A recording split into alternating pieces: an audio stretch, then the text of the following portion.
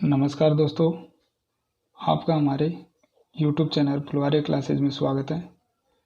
दोस्तों, आज हम बात करेंगे जो प्रीवियस ग्रुप डी 2018 में साइंस के न्यूमेरिकल पूछे गए थे उसका पार्ट 2। अगर आपने पार्ट 1 नहीं देखा है तो पार्ट 1 की लिंक हमने वीडियो के नीचे डिस्क्रिप्शन बॉक्स में दे रखा है, वो भी देख सकते हो। और साथ ही में मैथ संबंधित अनेक घनमूल वर्गमूल संबंधित निकालने संबंधित वीडियो काफ़ी कुछ वीडियो डाल रखी है। कृपया करके हमारी यूट्यूब चैनल की प्लेलिस्ट ज़रूर चेक करें। तो पार्ट बाय पार्ट करके हम वीडियो बना रहे हैं। इसमें भी 10 क्वेश्चन होंगे प्रीवियस की तरह। तो देखते हैं क्वेश्चन क्या है। यदि 10 ओम, 8 ओम और 7 ओम के 3 प्रतिरोध श्रेणी में जुड़े हुए हैं तो परिपथ में प्रभावित प्रतिरोध की गणना करें। अब दोस्तों, आपको ऑप्शन भी दे रखे हैं 25 ओम, 15 ओम, 20 ओम और 22.5 ओम। इनमें से एक कोई आंसर होगा। तो हमें करना क्या है, सबसे पहले जब भी आपको बोले ऐसे क्वेश्चन में कि श्रेणी क्रम में, क्या बोला, प्रतिरोध श्रेणी क्रम में, तो आपको कुछ नहीं, सिर्फ जोड़ना होगा। किस तरह से, जैसे R1 + R2 + R3, इस तरह से अनंत तक चलता जाता है। जितने भी प्रतिरोध होंगे वो श्रेणी क्रम में जोड़ने को बोलेगा, तो कुछ नहीं करना, आपको सिर्फ श्रेणी क्रम में जोड़ देना है। बट यहाँ तो श्रेणी क्रम में बोल रखा है, आपको पूछा जा सकता था कि समानांतर क्रम में। तो समानांतर क्रम में R1 + R2 + R3 इस तरह से जोड़ सकते हैं R3। और मैं बता देता हूँ दोस्तों, जो समानांतर क्रम में जुड़े रहते हैं वो हमारे घरों में जो लाइट लगी रहती है ना, वो भी क्या समानांतर क्रम में ही लगी रहती है। तो ये आप याद कर सकते हो। फिलहाल हम इस क्वेश्चन का आंसर देखते हैं।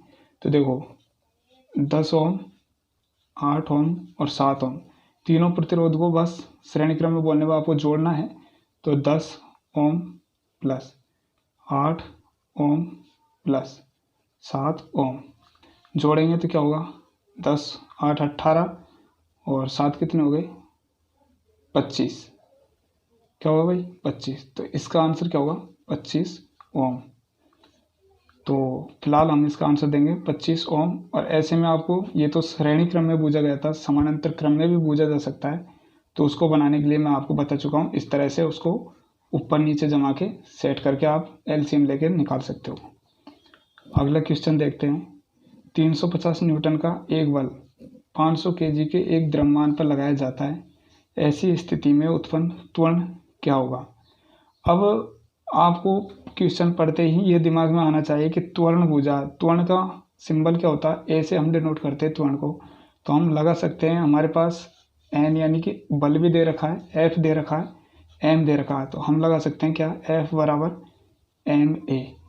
इससे आप इस क्वेश्चन को निकाल सकते हो। सर्वप्रथम क्वेश्चन को हल करने की यही नियम देख के चलो कि देख क्या क्या रखा हमारे पास, क्या क्या गिवन है। तो हमने देखा कि बल है और द्रव्यमान है और त्वरण है। तो हम इस फार्मूले से हल करेंगे। अब देखो आप क्या करना है, F हमारे पास गिवन है 350। तो F का मान हमने 350 ले लिया। त्वरण हमसे पूछा है, M हमारे पास है कितना, 500 kg। और A का मान हमसे पूछा है, A का मान पूछा। तो हम क्या करेंगे, A बराबर लेके आएंगे 350 / 500। ओके, अब इसको काटेंगे हम। तो 0 से तो 0 हटा देंगे, 35 में 50 का भाग जाएगा नहीं। तो हम क्या करेंगे, पॉइंट लेंगे और यहाँ वापस हम 0 लगा देंगे। चाहो 0 हटाओ या मत हटाओ, यहाँ 0 लगा दिया। अब 0 से फिर 0 काट देंगे और इसका भाग देंगे 5 का, 35 में तो कितनी बार जाएगा, 7 बार। तो आपको ऑप्शन में या तो 0.7 ही मिल सकता है या फिर 0.7 ही मिल सकता है। अब आंसर पे बात रही कि आंसर तो ये हो गया 0.07, लेकिन होगा क्या, तो त्वरण का जब भी आंसर देना होगा आपको तो मीटर सेकेंड -2 में ही देना होगा। या तो आपको -2 में मिल सकता है या फिर मीटर प्रति सेकेंड में मिल सकता है। जो भी होगा वो आपको आंसर देख के देना होगा। अगला क्वेश्चन देखें। 1 kg की एक वस्तु को 10 मीटर की ऊंचाई तक उठाया जाता है तो गुरुत्व बल द्वारा किया गया कार्य क्या होगा। अब गुरुत्व बल यानी कि कोई वस्तु यहाँ रखी हुई है भूमि पर, इसे एस हाइट तक उठाया गया है। तो गुरुत्व बल द्वारा किया गया कार्य यानी कि ये उठाया गया कार्य। तो गुरुत्व बल किधर कार्य करता है अपन को पता है। गुरुत्व बल होता है वो क्या करता है, गुरुत्व बल पृथ्वी के विपरीत कार्य करता है। यानी कि जिधर हमारा फोर्स होगा, हम जिधर ऊपर कोई वस्तु उठाएंगे तो गुरुत्व बल पृथ्वी की तरफ खींचेगा। अब गुरुत्व बल का मान कितना होता है आपको पता होगा, 9.8 मीटर सेकेंड स्क्वायर होता है। तो ये क्या होता है, पृथ्वी की तरफ खींचता है गुरुत्व बल के कारण। तो इसने क्या किया, गुरुत्व बल के विरुद्ध वस्तु को उठाया गया है। तो उसी तरह से हम सेट करेंगे। तो इसमें भी वही फार्मूला लगेगा, कार्य भुजा, यानी कि हम लगा सकते हैं जूल में mgh लगा सकते हैं। बट ये mgh आया कहाँ से, कोई वस्तु को गुरुत्वीय बल के विरुद्ध उठाया गया है, यानी कि ऊपर जाने पे जो कार्य होगा वो W होगा, वो mg के बराबर हो जाएगा। समझे, mg के बराबर हो जाएगा। तो हम कह सकते हैं mg है हमारे पास और h ऊंचाई पर उठाया गया है, जो कि ऊंचाई हमारे पास क्वेश्चन में गिवन है। तो हम इस फार्मूले से इसे निकाल सकते हैं। अब देखो, कार्य यानी कि ऊर्जा यानी जूल ऊर्जा, तो जे को तो हम ऐसे कैसे रहने देंगे। m का मान हमारे पास कितना है, 1 kg, तो हम 1 kg को लिख लेंगे। g का मान जो गुरुत्व त्वरण का मान है विपरीत, वो गुरुत्व त्वरण का मान लेंगे, तो हम ले लेंगे 9.8। दोस्तों इस क्वेश्चन में कहीं पे भी नहीं बोला गया है कि 9.8 लेना है या 10 मीटर सेकेंड स्क्वायर लेना है गुरुत्व त्वरण का मान, इसलिए हम हमेशा 9.8 ही गुरुत्व त्वरण का मान लेके चलते हैं। तो 9.8 ले लिया। h हाइट हमारे पास है 10 मीटर, जो कि ऑलरेडी SI यूनिट में है, तो हमने 10 लिख दिया। अब क्या करना है आपको, बस कुछ नहीं, इन्हें गुना करो। जैसे कि हमने गुना किया 9.8 से 10 को गुना किया तो हमारे पास मिलेगा 9.80। पॉइंट के बाद में 0 हट जाएगी तो इससे कोई मतलब नहीं। अब हमारे पास आंसर हो जाएगा 9.8 जूल, जो कि कार्य का ऐसा ही मात्रक, कार्य यानी कि ऊर्जा, या कार्य को बोल दो या ऊर्जा को बोल दो जूल, तो कार्य का ऐसा ही यूनिट जूल। तो जूल में हमें आंसर देना है, तो 9.8 इसका क्या होगा, आंसर होगा। ऊपर वाले का आंसर भी देख सकते हो आप, क्या होगा 0.7 मीटर सेकेंड। तो दोस्तों अगला क्वेश्चन देखें। एक कार एक बहिर्गत भाग से गिरती है और 1.0 सेकेंड में ज़मीन पर गिर जाती है। जी का मान 10 मीटर सेकेंड स्क्वायर है, तो ज़मीन से टकराने पर इसकी गति क्या होगी। तो दोस्तों जी का मान दे रखा है आपके पास, समय गिवन है, और एक कार बहिर्गत भाग से गिर रही है। तो ऐसे में हमको क्या करना होगा, गति का जो पहला समीकरण है जो हम लगा देंगे इसमें, जैसे b बराबर u प्लस at, तो क्या लगाएंगे b बराबर u प्लस at। अब इसने क्या पूछा, गति पूछा, इसलिए हमने गति का पहला समीकरण लगाया। आगे एक क्वेश्चन और दिखाएंगे हम, उस क्वेश्चन में गति का दूसरा समीकरण के संबंधित क्वेश्चन था। तो इस क्वेश्चन को करना क्या है, देखो पहले तो b बराबर u प्लस at, b क्या है, जो कि वेग है, यानी वेग यानी कि चाल, और u क्या है, दूरी, ऊंचाई, यानी दूरी से जो गिरेगी। यानी कि बोल रखा ना, एक कार एक बहिर्गत भाग से गिरती है। तो जैसे ही गिरने की बात आ जाए किसी भी क्वेश्चन में, गिरना, छोड़ना, ऊपर से छोड़ना या गिरना, पटकना, ऐसी बात आ जाए, तो u जो दूरी है वो हमेशा 0 कर देंगे। यानी कि ये जो u का मान हम 0 कर देंगे। a है वो त्वरण है। अब आप बोलेंगे a का मान, अभी तो हम त्वरण बता रहे थे। तो जब कभी भी आपको ऐसा क्वेश्चन आ जाए तो g का मान या तो आप g मानो या a मानो, कोई दिक्कत नहीं है। सवाल के ऊपर डिपेंड करता है कि g का मान a लेके चलना है या g लेके चलना है। तो यह at है, तो इस जगह हम gt बना सकते हैं, या तो at कर लो या gt कर लो। तो इस जगह हम g को यूज लेंगे और t हमारे पास ऑलरेडी है। अब हम क्या करेंगे, b हमसे पूछा जो कि गति पूछा, वेग तो हमारे पास है, तो हम b बराबर u प्लस at, तो u तो हुआ हमारा 0, u तो हुआ 0, प्लस a का मान कितना है जो gt बताए थे हमें भी, तो 10, और t का मान कितना है जो कि है 1.0, क्या भाई 1.0। अब जब हम इसे 1.0 को 1 से मल्टीप्लाई करेंगे, 1.0 को 10 से मल्टीप्लाई करेंगे तो क्या होगा 10। तो इसका आंसर क्या निकल के आएगा भाई, 10 मीटर सेकेंड माइनस 1। क्या होगा 10 मीटर सेकेंड माइनस 1। क्यों होगा 10 मीटर सेकेंड माइनस 1, क्योंकि 10 मीटर ऐसा यूनिट हमेशा वेग की यानी गति के, वेग का बूझ ले आपको या फिर गति का बूझ ले, तो भी आपको ऐसा यूनिट मीटर सेकेंड माइनस 1 में ही देना होगा। इसका भी वही मीटर सेकेंड माइनस 1 में ही देंगे। लेकिन आपको माइनस में नहीं मिले तो आपको ऐसे भी मिल सकता है, मीटर प्रति सेकेंड में मिल सकता है, मीटर प्रति सेकेंड में। फर्क इतना सा, बस ये जो प्रति है ये माइनस में आ गया, बस ये हो सकता है। दोस्तों ये था गति के पहले समीकरण पे क्वेश्चन। अब ये जो गति का पहला समीकरण, एक पॉइंट और बताना चाहता हूँ मैं गति का पहला समीकरण किस किस के मध्य होता है, तो आप बताएंगे वेग और किसके मध्य होता है भाई, समय के साथ। क्वेश्चन पूछा जाता है कि गति का पहला समीकरण किस किस के साथ होता है, तो वेग और समय के बनाता है, दूसरा स्थिति और समय के बीच बनाता है, और जो तीसरा है वो स्थिति और वेग के बीच बनाता है। जो गति के तीनों समीकरण आपको याद होना जरूरी है। वैसे मैं लिख भी देता हूँ गति का पहला समीकरण, देखो बी बराबर यू प्लस ए टी, या फिर आप कर सकते हो दूसरा एस बराबर U T plus half A T, और तीसरा समीकरण है जो कि बी स्क्वायर बराबर यू स्क्वायर माइनस 2as ये होता है। तो ये तीनों गति के समीकरण हैं जिनसे काफ़ी बार क्वेश्चन पूछे गए हैं और इनसे न्यूमेरिकल भी आए हैं, तो आगे भी न्यूमेरिकल है एक, वो भी हम करके बताएंगे। अब देखते हैं हम अगला क्वेश्चन। एक घर में एक माह में 900 × 10⁶ जूल ऊर्जा की खपत हुई है, तो इकाई में यह ऊर्जा कितनी होगी। इकाई का मतलब होता है यूनिट।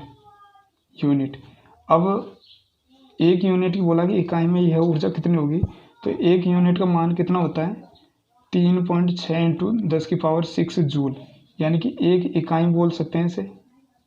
व्यावसायिक यूनिट है ये इकाई या यूनिट, तो एक यूनिट बोल सकते हैं, इकाई बोल सकते हैं, तो ये व्यावसायिक यूनिट है इकाई। अब हमें करना क्या है, इसमें बोला कि एक माह में इतनी ऊर्जा जूल की खपत हुई है, तो एक इकाई, तो इकाई में यह ऊर्जा कितनी होगी। अब देखो आप, एक इकाई का मान हम बता चुके हैं, ये आपको दिमाग में याद होगा, ये डायरेक्ट भी पूछा जा चुका है प्रीवियस ग्रुप डी में कि एक यूनिट का मान कितना होता है, या फिर आपको एक यूनिट का मान है तो ये इसको ऐसे भी बोल सकता है 6.003550, ये भी हो सकता है, ध्यान रखना 50, ये भी एक यूनिट का ही मान होता है, एक इकाई का ही मान होता है। जब एक इकाई का हमारे पास मान है 3.6 × 10⁶ जूल, तो यह कितना है 900 × 10⁶ जूल। इसमें हमें क्या करना है, एक इकाई का भाग देंगे डायरेक्ट 3.6 × 10⁶ जूल, तो जब जूल से तो जूल गया और 3.6 की हमने 0 ऊपर लगा दिया, 36 से जब हम इसे काटेंगे तो हमारे पास निकल के जाएगा 250 जूल। क्या होगा भाई 250 जूल। तो इसका आंसर हम देंगे ऊर्जा, जो कि ऊर्जा है तो जूल कितना होगा भाई 250, इसका आंसर होगा। अगला क्वेश्चन देखते हैं। तो अगला क्वेश्चन दोस्तों ये रहा आपके सामने, ये भी उसी तरह से क्वेश्चन है जो अभी हमने आपको कराया था, तो आप करने की कोशिश करें पहले और फिर हमारा सॉल्यूशन देखें। तो क्वेश्चन क्या है, पॉज करके आप जरूर करने की कोशिश करें। क्वेश्चन क्या है देखो, एक कार एक बहिर्गत भाग से गिरती है और 0.4 सेकंड में भूमि पर आ जाती है। जी का मान 10 मीटर सेकंड स्क्वायर है, तो भूमि पर टकराने के दौरान इसकी चाल क्या होगी। तो ये वही क्वेश्चन है सेम उसी तरह से जो कि गति का पहला समीकरण पे लगाएंगे। तो b बराबर यू प्लस ए टी लगाएंगे, ए टी को हम जी टी मान सकते हैं, जो भी है वो मान सकते हो, इससे ही आपका आंसर निकलेगा। अब बोला कि दौरान इसकी चाल क्या होगी, यानी जब टकराने के दौरान इसकी चाल क्या होगी, यानी कि वही हमें चाल देना है। तो किस तरह से निकालेंगे, तो देखो बी हम वही जगह पर रहने देंगे, यू हमारा होगा 0 प्लस ए को जो जी मान रखा था तो जी रहा, और टाइम कितना है टी बराबर टाइम कितना है हमारे पास 0.4, कितना है वो 0.4। तो हम मल्टीप्लाई कर देंगे 0.4 को, जब 10 से मल्टीप्लाई करेंगे तो हमारे पास मिलेगा 40। क्या होगा 40, बट यहाँ पॉइंट की 0 हट जाएगी, तो हम क्या लिखेंगे 4। अब ये 4 तो हो गया, आपको आंसर में 4 तो सब जगह मिल सकता है, लेकिन ऐसा यूनिट का ख्याल रखना होगा, ऐसा यूनिट हमेशा याद रखना होगा वेग की, और जो गति की है वो मीटर सेकंड माइनस 1, तो हम क्या लेंगे मीटर सेकंड माइनस 1। तो इसका आंसर क्या होगा 4, यानी कि मीटर सेकंड माइनस 1, 4 इसका आंसर हुआ। या फिर मैं फिर दोबारा से बता देता हूँ आपको मीटर प्रति सेकंड में मिल सकता है, मीटर प्रति सेकंड में मिल सकता है, या फिर -1 में मिल सकता है। त्वरण की पूछेगा तो त्वरण की ऐसा यूनिट क्या है मीटर प्रति सेकंड स्क्वायर क्या होता है, या फिर इसको भी लिख सकते हैं मीटर सेकंड माइनस 2। ओके, अब चलते हैं अगले क्वेश्चन पे। देखो एक कार एक सड़क के किनारे से 0.5 सेकंड में ज़मीन पर गिरती है, जी का मान 10 मीटर सेकंड स्क्वायर है, तो सड़क का किनारा ज़मीन से कितना ऊपर है। दोस्तों ये क्वेश्चन सेम उसी की तरह है, लेकिन सिर्फ इसमें गति का दूसरा समीकरण यूज लेना होगा, क्योंकि इसमें दूरी पूछा कि सड़क का किनारा ज़मीन से कितना ऊपर है। तो मैं अभी आपको पिछले क्वेश्चन में बताया था गति का दूसरा समीकरण, यानी कि एस बराबर U plus A T square, sorry half A T square, S बराबर U T plus half A T square ये था। तो इससे एस का मतलब क्या होगा, डिस्प्लेसमेंट यानी कि दूरी, जो जितनी भी दूरी है। तो इसमें यही पूछा है कि सड़क का किनारा ज़मीन से कितने ऊपर है, यानी कि एच पूछा, तो यही जो एच मिलेगा वही हमारे पास आंसर मिलेगा। तो इसमें एच लेने के लिए हम क्या करेंगे, इसमें क्या करेंगे, देखो अब u और t मैं बोला हूँ, हमेशा बोला हूँ, जब भी कार सड़क के किनारे से गिरे, ज़मीन से ऊपर से छोड़े, पटके आदि कुछ भी बात आए, तो u के साथ में जो भी होगा वो टर्म्स पूरा जीरो हो जाएगा। तो मैं वैसे पूरा जमा के बताता हूँ, एस हमें चाहिए, u हमारे पास जीरो है, t का मान कितना दे रखा भाई 0.5 सेकेंड, तो 0.5 सेकेंड है। जब इससे मल्टीप्लाई करेंगे जीरो से तो पूरा जीरो हो जाएगा, प्लस हाफ और ए का जो जी टी या ए टी हमने अभी यूज लिया था जी ए टी, तो जी का मान क्या ए, यानी कि ये होगा 10। ओके, और फिर लिया टी स्क्वायर, यानी टी स्क्वायर 0.5 स्क्वायर, तो 0.5 इंटू 0.5 ये स्क्वायर हो गया, यानी कि डबल वाला लिखेंगे स्क्वायर होगा। तो अब क्या करना है, बस ये तो पूरा टर्म्स हुआ हमारा जीरो, यानी कि एस बराबर ये तो हुआ जीरो, तो इससे कोई मतलब नहीं, 1/2 इंटू 10, इससे जब मल्टीप्लाई करेंगे तो क्या होगा 25, 5 से मल्टीप्लाई करके दिखा रहा हूँ 25, तो 2 पॉइंट की 2 जीरो यहाँ आ जाएगा। अब पॉइंट कितना होगा, ये 10 यही होगा, तो ये ऑलरेडी यहाँ 1/2 लिख रखा है। अब बताओ ये पॉइंट है, तो पॉइंट हटाने के लिए या तो आप नीचे डबल जीरो ले लो या फिर काट पीट कर लो। चलो डबल जीरो ले लिए, तो देखो 2 से ये गया 5 बार, अब 5 से ये कितने बार गया 100 बार, 4 बार, तो यानी कि 5 बटा कितना मिला 4, तो 4 से हम इसे काटेंगे तो कितना होगा 4 एकम 4, कितना होगा भाई 4 एकम 4। अब बचा कितना हमारे पास 1, तो पॉइंट लगाएंगे और जीरो लेंगे, 4 दूनी का 8 और 4 दूनी का 8, 2 बचा 0, 4 पंजो 20, यानी कि 1.25 क्या होगा इसका 1.25 क्या होगा इसका आंसर होगा। अब इसमें मीटर सेकंड -1 में नहीं देना है, क्योंकि इसमें हमसे पूछा सड़क के किनारे से ज़मीन कितना ऊपर है, तो एस दूरी, जो दूरी किस में लेंगे हम मीटर में लेंगे, तो इसका आंसर होगा 1.25 मीटर आंसर होगा। तो इसका आंसर क्या होगा भाई 1.25 मीटर, ये होगा इसका आंसर। ओके, अगला क्वेश्चन देखें। तो अगला क्वेश्चन देखें दोस्तों, क्वेश्चन क्या है, यदि कॉइल्स का प्रतिरोध 750 ओम है तो 220 वोल्ट स्रोत से इलेक्ट्रॉनिक हीटर कॉइल्स में कितनी धारा प्रभावित होगी, जो कि आपके सामने ऑप्शन भी दे रखे हैं, आप चेक कर सकते हो और करने की कोशिश करें। आगे भी हमें ऐसे क्वेश्चन आपको बार बार से हर पार्ट के साथ में एक दो क्वेश्चन ऐसे लेके आते जाएंगे, जिससे आपकी प्रैक्टिस होती जाएगी और एग्जाम तक आप सब कुछ सीख जाओगे। तो देखें, अब हमारे पास क्या गिवन है, सबसे पहले आप देखोगे क्या क्या है हमारे पास, तो प्रतिरोध यानी कि ओम यानी कि आर है हमारे पास, और बी यानी कि बी है, और हमसे क्या पूछा धारा यानी कि आई पूछा है। तो हम किस सूत्र को यूज ले सकते हैं, यानी कि बी बराबर आई आर, क्या हुआ भाई बी बराबर आई आर, ये क्या है ओम का नियम है, इसका है ओम का नियम है, तो ये ओम का नियम है, इसे हम यूज ले सकते हैं बी बराबर आई आर। अब हमसे आई पूछा, तो बस आपको इसी तरह से याद रखना होगा, और बचपन से पढ़ते आए होंगे, याद होगा भी, समझने की बात है बस। तो आर का मतलब ये ओम का मतलब आर, बी का मतलब बी है, और आई का मतलब आर। ओके, अब देखो हम बी बराबर आई आर में इसको जमा के आपको सेट करके आंसर निकाल के बताते हैं। देखो बी हमारे पास कितना है 220 वोल्ट, कितना 220 वोल्ट, आई कितनी है धारा जो कि हमें चाहिए, तो हम आई लिख लेंगे। आर हमारे पास कितना है 750 ओम, तो हम ओम लिख देंगे या फिर आर लिख दो। अब आपको आई चाहिएगा, तो आप या तो इधर ले आओ, आई बराबर इसको ऐसे भी लिख सकते हो 220 बराबर 750 लिख सकते हो, या फिर नहीं लिखना चाहो तो यहाँ से ही काट पीट कर लो। देखो ये जीरो से ये जीरो गया, अब 22 में हमारा 75 का भाग नहीं जाएगा, तो हम क्या करेंगे वही बात आएगी, ये देखो तो 22/75। अब हम क्या करेंगे पॉइंट लगाएंगे, जीरो लेंगे, अब काटेंगे, देखो 5 एकम 5 और 15 5 75, यानी कि 5 से 15 बार गया, फिर 5 चौक 20 और 5 चौक 20, यानी 44 15 आ चुका है। अब जब हम 44 में 15 का भाग देंगे तो कितने बार जाएगा 15 दूनी का 30, 2 बार जा चुका है, बचेगा कितना 14, और फिर 15 का 14 में जाएगा नहीं, तो हम यहाँ जीरो ले लेंगे। अब 15 के जब 140 में भाग देंगे तो 15 नंबर कितना होगा 135, तो 9 बार। तो यानी कि 5 से कोई दिक्कत नहीं है आपको रेस्पेक्ट में। जिस तरह के ऑप्शन नियर अबाउट में नहीं मिलेंगे, दूर दूर ही मिलेंगे, ये मेरा पक्का विश्वास है। तो ये देखें, तो इसमें आंसर क्या होगा 0.29, क्या होगा 0.29, तो 0.29, तो इसका आंसर होगा 0.29। तो ये होगा इसका आंसर। आगे क्वेश्चन देखें। और दोस्तों वीडियो को अपने दोस्तों के साथ ज़रूर शेयर करें ताकि और किसी की भी हेल्प हो सके। तो क्वेश्चन देखें और लाइक ज़रूर करें दोस्तों वीडियो पसंद आए तो। एक ध्वनि तरंग के तरंग दैर्ध्य की गणना करें जिसकी आवृत्ति 200 हर्ट्ज है और जिसकी गति 400 मीटर सेकंड है।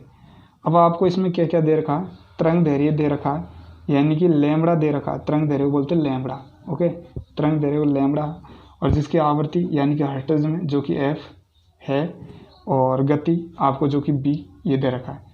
तो हम क्या लगा सकते हैं इसमें, बी बराबर एफ इंटू लैम्बडा, ये होता है इसका फार्मूला। क्या होता है, बी बराबर एफ इंटू लैम्बडा। ओके, अब हमारे पास जो कि गति है यानी कि बी है वो 400 है, तो हम क्या करेंगे 400 लिखेंगे बराबर एफ जो कि आवृत्ति दे रखी है वो कितने हर्ट्ज है, हमारे पास 200 है, और हमसे क्या पूछा तरंग दैर्ध्य लैम्बडा। तो जो तरंग दैर्ध्य है इसका ऐसा यूनिट होता है दोस्तों, मैं इधर लिख देता हूँ, तरंग दैर्ध्य है इसका ऐसा यूनिट होता है मीटर में। क्या लिखना भाई, मीटर में देना होगा हमें। तो अब लैम्बडा हमें चाहिए, ये बस ये होगा इसमें सेट। तो इस तरह से इससे आप इसका क्या आंसर निकाल सकते हो। और आने वाले पार्ट में भी हम एक एक क्वेश्चन ऐसा करके लेकर आएंगे जिससे आपकी प्रैक्टिस होती रहे। अब हम क्या करेंगे, यहाँ 400 में हम 200 का क्या करेंगे भाग दे देंगे। क्या करेंगे 400 में 200 को भाग दे देंगे, तो इससे 2 जीरो से 2 जीरो गई, 2 से ये 4 2 बार गया, तो यानी कि लैम्बडा बराबर क्या आया 2, यानी कि इसका आंसर क्या होगा भाई 2 मीटर। अब लैम्बडा को आपको लैम्बडे में नहीं मिलेगा ऑप्शन में, जिस तरह से हमने लिख रखा है 2 मीटर 4 मीटर 5 मीटर 6 मीटर, इस तरह से आपको ऑप्शन में वहाँ पे भी मिलेगा। सिर्फ ये जरूर हो सकता है मीटर सेकंड में मिल सकता है, मीटर सेकंड स्क्वायर में मिल सकता है, मीटर मिल सकता है, तो आपको ऐसा यूनिट का होना भी जरूरी है। तो इसका आंसर होगा कितना 2 मीटर, जो आपको ये बता दिए। तो दोस्तों वीडियो को लाइक ज़रूर करें और अपने दोस्तों के साथ शेयर करें। धन्यवाद दोस्तों वीडियो देखने के लिए।